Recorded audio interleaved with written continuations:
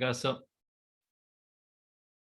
Bien, el siguiente hito que movió un poco la física ahí a principios del siglo XX fue la explicación de un fenómeno que se conocía, pero que la explicación se contradecía con lo que se sabía hasta ese momento, y es el famoso efecto fotoeléctrico, descubierto en 1905 por no más ni menos que, ahí estamos, 1905, que se conoce como el año milagroso de la física, que fue descubierto por Albert Einstein en 1905, lo cual le valió ganar el premio Nobel más adelante, porque ese año Einstein escribió 5 trabajos que cualquiera de esos trabajos podría haber sido la culminación de la obra de una sola persona. Él escribió 5 en un solo año. Entre ellos el efecto fotoeléctrico, la explicación del movimiento browniano, que el movimiento browniano explicaba definitivamente la existencia de los átomos, la teoría general de la relatividad. Después hizo otros 2 papers más, pero esos son los más conocidos de ese periodo. ¿Y qué era el efecto fotoeléctrico? Bien, acá lo voy a mostrar, a ver si tengo esta imagen. ¿Y por qué no se explicaba por lo que sucedía hasta ese entonces? El efecto fotoeléctrico era el fenómeno que se conocía, que si yo hacía incidir una radiación electromagnética, luz, sobre determinados metales, estos metales expulsaban electrones, o sea, empezaban a circular electrones por el metal. O sea, muy parecido al efecto que utiliza una célula fotovoltaica, la que ustedes vieron para energía solar. El problema era el siguiente, a ver si puedo compartir. Acá está. El problema era el siguiente, acá hay una simulación de ese efecto fotoeléctrico. Avísenme cuando se vea, porque creo que está un poco lento. ¿Se ve ahora? Sí, sí, se vio al toque. Bien, ahí tengo un dispositivo así muy... Esto no es el dispositivo real, pero es un simulador. Acá yo tengo, supongan, una lámpara a la que yo puedo variar la intensidad y el color de su luz. Y acá tengo, en una placa, tengo un sodio, que es un metal, también es un metal blando, pero es un metal. Si yo le voy a incidir luz, póngale acá de color naranja, que si se acuerdan del espectro es de las menos energéticas del espectro de luz visible. Y acá, por ejemplo, aumento la intensidad, o sea, aumento la cantidad de foquitos que apuntan, no pasa nada. Ahora bien, cuando yo llego, voy avanzando, en vez de luz naranja, voy poniendo luz amarilla,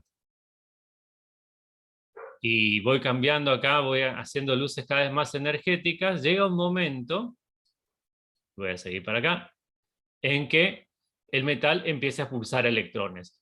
Pero no antes, por más intensidad que yo le ponga a la luz, le ponga con toda la luz, que es 20 lámparas, si no llego a esa cantidad de energía que emite la luz, o sea, que si no llego a esta zona del espectro, no pasa nada. Una vez que yo llego así, sí, si yo aumento la intensidad, lo que va a suceder si yo aumento la intensidad es que estos electrones expulsados van a ir del cátodo hacia el ánodo, me van a formar una corriente eléctrica. Si miran acá abajo me están viendo que hay una corriente eléctrica. Van a salir con más energía, o sea, más velocidad. ¿Y por qué es Yo puedo, que, o sea, ¿sí? por qué es que expulsa los electrones? ¿Cómo? ¿Por qué se expulsan? Bueno, de eso se Ajá. trataba de explicar el efecto fotoeléctrico. Y tiene que ver con cómo se entendía que era la luz hasta ese momento. Y esta intensidad de energía era particular para cada metal. Para cada tipo de metal había un umbral, una frecuencia umbral, por debajo de la cual no pasaba nada. Y arriba de esa frecuencia empezaba a expulsar electrones. Eso es lo que se conocía. Se conocía el fenómeno, pero no tenía explicación. ¿Por qué no tenía explicación? Porque hasta la física que se conocía hasta ese momento de la luz, decía que la luz era un fenómeno ondulatorio. Y como tal, independientemente de la frecuencia que tuviera, debería expulsar electrones en algún momento. Es como la ola de una playa. Por más chiquita que sea la ola, va a arrastrar ciertas cosas en cierto momento. Porque hasta ese momento se sabía que la luz era un fenómeno ondulatorio, se había zanjado en los siglos anteriores esa discusión que había, porque algunos decían que la luz se componía de partículas, otros decían que la luz era un fenómeno ondulatorio. Y acá en la imagen lo que está una demostración de Newton, que también Newton se interesó por todo, como la gente de su época se interesaba por todos los temas de la física. Newton descubrió que podía dividir la luz en sus frecuencias con un prisma, que es lo que está acá en la imagen. Pero no solo eso, porque en ese entonces se decía que un prisma lo que hacía es colorear la luz blanca. Pero lo que hizo Newton en un experimento en el cual él unía de vuelta todas esas frecuencias de distinto color y las formaba de vuelta una luz blanca. Y además todo esto llevó a la conclusión también mediante otros experimentos de que la luz es un fenómeno ondulatorio.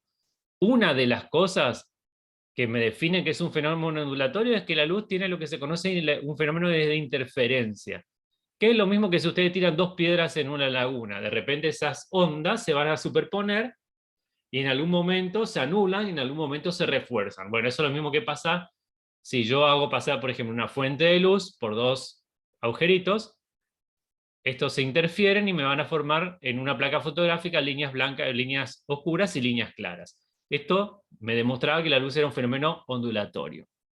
Pero el problema es que considerando la luz como una onda no me resolvía el efecto fotoeléctrico. No voy a entrar en los detalles de las ecuaciones. Einstein lo que hizo fue tomar las ideas de Planck de que la energía estaba cuantizada y lo aplicó también a la luz. Y decía que los fotones tenían energía cuantizada, pero lo innovador era que en este fenómeno fotoeléctrico la luz no se comportaba como una onda, sino que se comportaba como partículas. O sea que lo que pasaba era más parecido a lo que pasa en una mesa de pool o de billar. La luz como una partícula choca con el electrón y lo expulsa. Para que esto suceda, este fotón, que así lo llamó Einstein, tenía que tener una energía mínima para poder expulsarlo. Si no tenía esa energía no pasaba nada, no movía el electrón. Y eso explicaba por qué esta es la imagen que está acá abajo a la derecha, lo que me explicaba el fenómeno. Y lo hizo en forma matemática, que no la vamos a desarrollar acá, les doy la idea general. La idea matemática y la idea general era esta: viene un haz de luz que se comporta en forma de partícula en esta ocasión y me expulsa los electrones, directamente por una especie de choque, digamos. Ese es el modelo que hizo. Lo cual ya, imagínense que abrió un panorama completamente distinto, porque decía, la luz que hasta ese momento era un fenómeno ondulatorio, de repente para este fenómeno se comporta como partícula. Entonces la luz es una partícula, no, tampoco. Entonces ahí empieza lo que se conoce como la dualidad, que vamos a ver ahora, dualidad onda-partícula. Todo lo que los físicos querían y hacían hasta ese momento de poner en bolsa, decimos, acá tengo partícula, acá tengo onda, se vino todo abajo, se desmoronó completamente. Porque decís, bueno, la luz es luz. Es como el viejo cuento de los ciegos que quieren ver que es un elefante que nunca lo habían visto y lo tocan. El que toca la trompa piensa que es como una serpiente, el que toca las patas piensa que es como un tronco, pero en definitiva el elefante es un elefante, no es la suma de sus partes, no es solamente la suma de sus partes. Lo mismo pasa con la luz. Entonces hizo todo más complejo que lo que venía hasta ahora. La luz se comporta como onda o como partícula dependiendo del fenómeno en el que nos estamos refiriendo. Eso ya, imagínense esto, y después lo que descubrió Einstein, la teoría de la relatividad, cambió totalmente el panorama de la física. Einstein supuso que un rayo de luz es en realidad un torrente de partículas. Lo hizo también como un artificio matemático, y que podía calcular, acá donde viene la relación con Planck, que esto se podía calcular con la ecuación de Planck. Y esto en 1921 logró que Einstein ganara el premio Nobel y pudiera divorciarse de su mujer. No sé si vieron, hay una serie de National Geographic, que es Genius, que describe la vida de Einstein. Einstein era un personaje muy particular, era muy libre para su época, bueno, y de otras cosas se separó de su esposa y se casó con su prima. Ese era el trasfondo de todo esto. Pudo conseguir la plata del premio Nobel para darle a la esposa de que pudiera mantener a sus hijos. Bien, no sé si seguir acá porque me quedan 4 minutitos, pero sí les voy a anticipar algo. Todo esto también ayudó a explicar otro fenómeno que lo vamos a tratar la clase que viene, les voy a dar un panorama nomás, que es el misterio de los espectros de emisión, algo que se conocía hasta ese momento, y que era la luz que emitía un sólido calentado. Uno la puede recoger en una placa fotográfica y me deja cosas como esta que está acá. Y esto es como la huella digital de cada elemento. Cada elemento tiene un espectro definido. Entonces, esto nos sirve para identificar qué tipo de átomo se trata. Entonces, esto se sabía, Lo que no se sabía era por qué significaban estas líneas. Y esto es lo que vino a explicar Bohr, que vamos a tratar la clase que viene, y que básicamente, les resumo en una frase, dijo que las órbitas de los electrones, así como la energía estaba cuantizada y solamente podía tomar ciertos valores, las órbitas de los electrones, de la cual no dijimos nada en la clase pasada, no podía estar en cualquier lugar del átomo, sino que tenía órbitas determinadas o cuantizadas, y que solo podía estar en esas órbitas que eran más o menos, vamos a ver la imagen del átomo de Bohr, es como un sistema solar en miniatura. Después vimos que no es así, pero por lo menos fue un indicio de lo que se estaba por venir en la física. Por lo menos ya teníamos que, de un modelo en que el electrón no se sabía dónde estaba, a decir, bueno, está en órbitas, y el tema complicado es que podía estar en una órbita o en otra, pero nunca en el medio, lo cual ya nos daba un problemita de qué significa esto, que las órbitas de un electrón estén cuantizadas. Bueno, como está quedando